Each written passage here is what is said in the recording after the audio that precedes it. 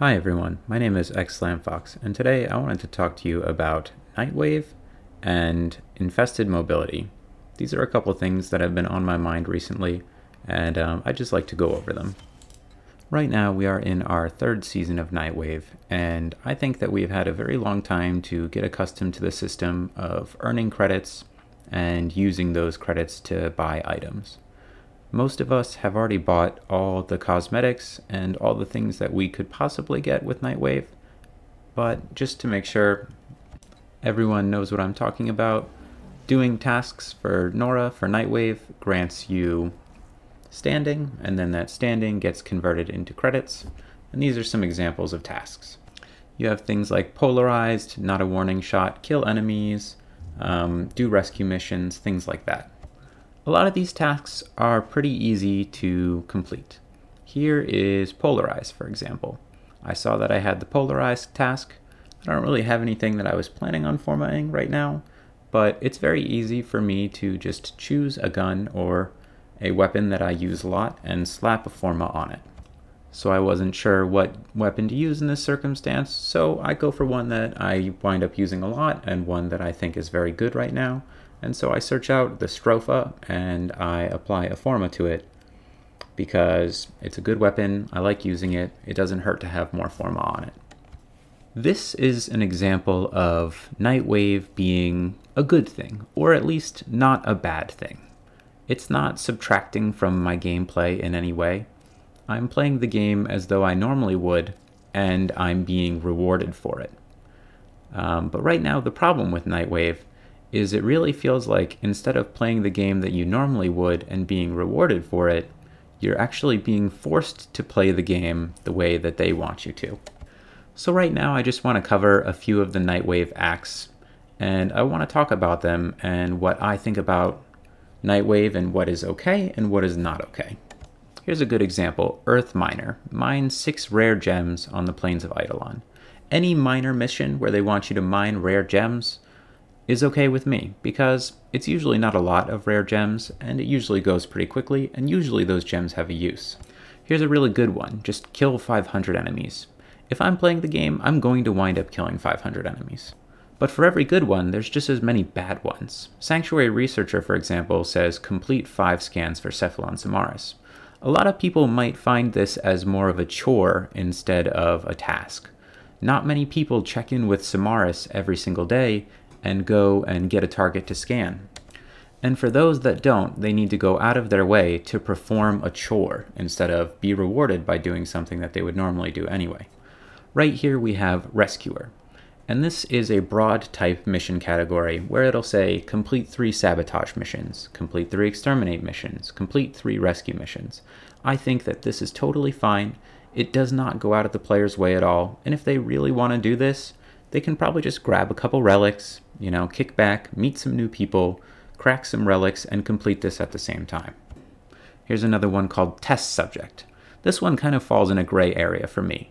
The majority of players do need to do Sanctuary Onslaught and Elite Sanctuary Onslaught just to level up their weapons. So for the majority of players, this isn't a problem because it's something they would typically be doing anyway. But for those people at the top end, completing 8 zones of Sanctuary Onslaught is like a 20-minute task that they don't want to do. Here's another one that falls in that gray area category, Tusk Thumping.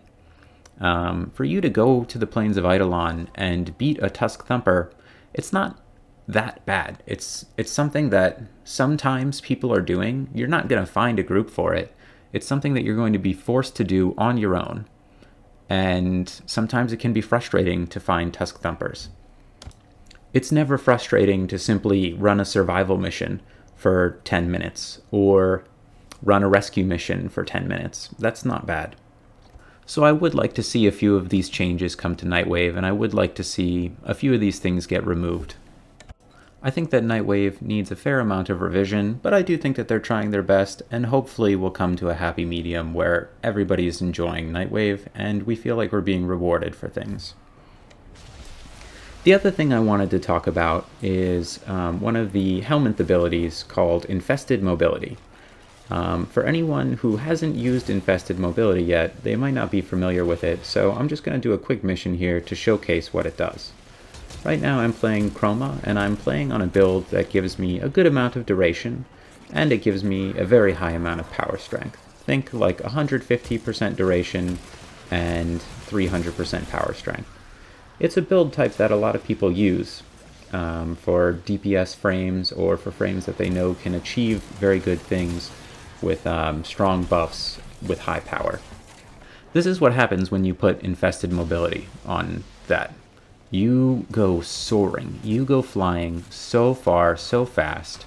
If you see me do just a standard bullet jump with Infested Mobility, you cover double or triple the distance that one would usually cover. And you do it at a really, really fast speed. And right now, the way it's set up, I think it's awesome. It's hard to control, it takes some getting used to, but if you see a jump like that, like I just can jump across the entire map in one click, which is very cool, but it does make some things like handling difficult. This is how I usually get up through this maze, is I jump up there, and then I kind of catch the edge, but what I'm trying to show off with Infested Mobility is, right now it's really strong, it's really good, and I'm not sure if this is the intended way that it's supposed to be, but when you put it on these stacked up buff type frames, the distances that you get to jump and the speed that you start going at is really, really high. So it's amazing, and if you haven't tried it out, just give it a shot. Put it on Chroma, put it on Rhino, something like that. On top of these buff frames, you cannot swap out like a more powerful buff anyway, but a lot of these buff frames are kind of slow and kind of hard to manage, but when you put Infested Mobility on it, I'm sure you'll notice a huge difference in speed. It almost looks like I'm speeding up the footage, and it's just real-time footage. You just jump so far, so fast, that Infested Mobility, really worth checking out. And I think they might actually change this.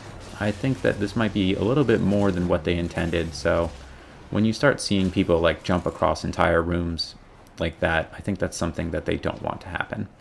So give it a shot right now, enjoy it, see how it works for you, and we'll see what they do about it. But right now, Infested Mobility, thumbs up, really good. I like it a lot, and thank you to E for Infested Mobility.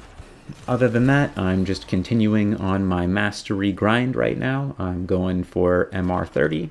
Right now I have Bone Widow fully completed, so I would like to max out Bone Widow and just clear out a few more nodes in the star chart, and hopefully I will be MR30. So today it's just a nice easy video about some thoughts that I have on the current standing of things.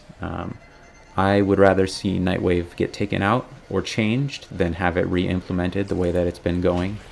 I do recommend everyone test out Infested Mobility and see if you can use it well for yourself. And I do think that they should lower the MR30 requirements just a little bit. Maybe add in a few free weapons for us.